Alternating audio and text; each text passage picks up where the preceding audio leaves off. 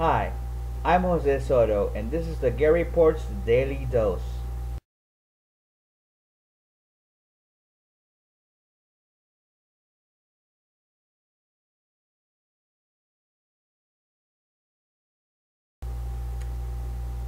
As we continue to discuss Hillary Clinton's historic speech that was given in Geneva, many of you have stated that her speech was somehow important.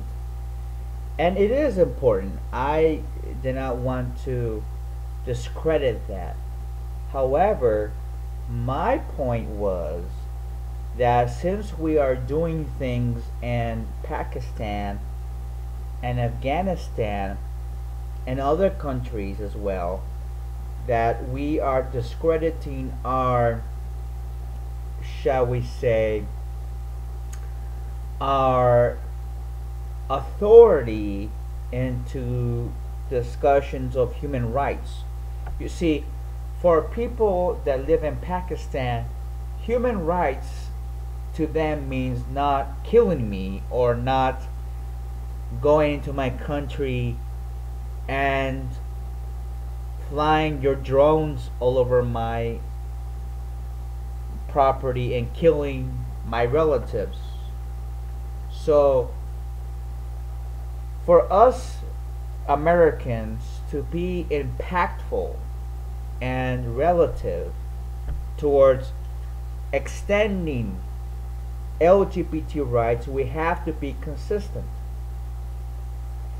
Meaning that if we want to be viewed as relevant towards LGBT rights around the world, we have to practice what we preach. Because human rights means what it is. We protect the rights of human beings. And if we're out there with our drones killing innocent civilians, I don't think that Russia, nor China, nor Pakistan, nor any of the Arab or African countries will ever take us seriously. Now, I do believe that Hillary Clinton's speech was very important. But I look at it as how would our adversaries, if you want to say, in Africa and Iran and Pakistan and Russia, how would they look at this? And I don't think they're going to look at this in a positive way, nor would this actually make any changes in those areas. Now, granted, there will be many changes in certain countries based upon the new policies that Barack Obama has adopted.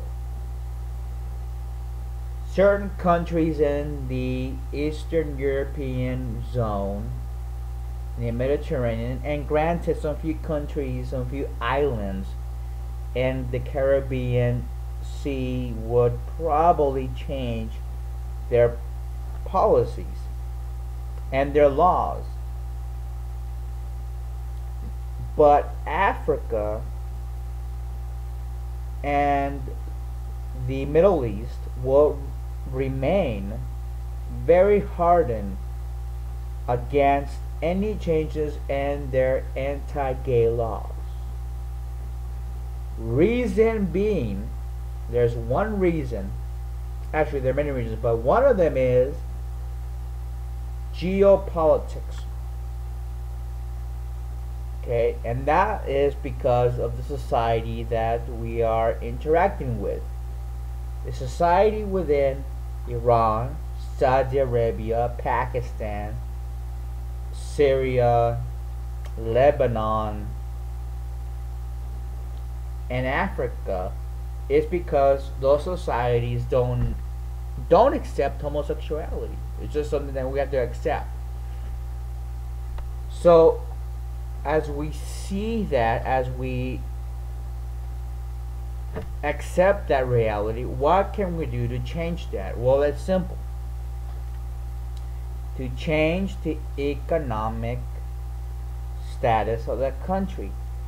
Most of the countries, actually all of the countries that criminalize homosexuality and send gay people to jail are countries that have low economic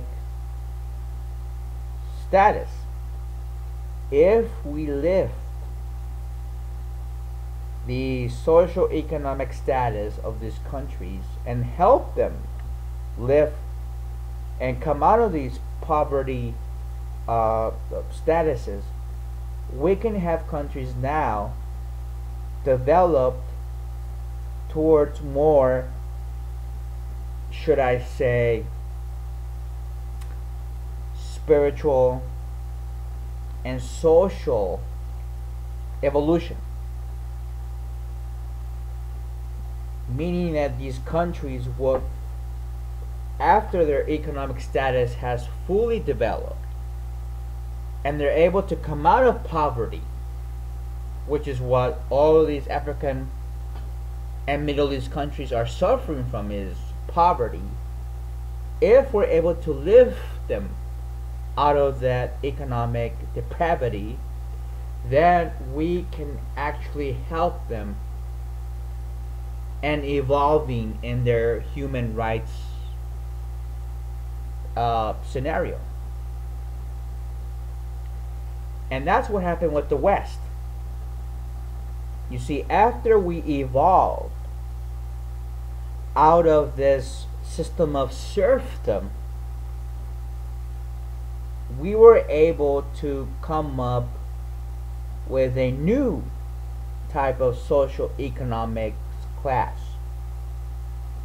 The middle class, the lower middle class, the upper middle class, etc., etc. Meaning that there was some economic development which led to economic liberation. And when you have that, you're able to let people be liberated and then think for themselves. What is the obvious? Meaning gay people shouldn't be sent to jail and be punished for their sexual orientation. And that is what we have forgotten, is that we need to not only help countries fully develop, but we need to liberate them and let them fully evolve economically and socio-economically. Because if you look at our countries of the Western Hemisphere, the Western side, all of our countries have been fully economically developed.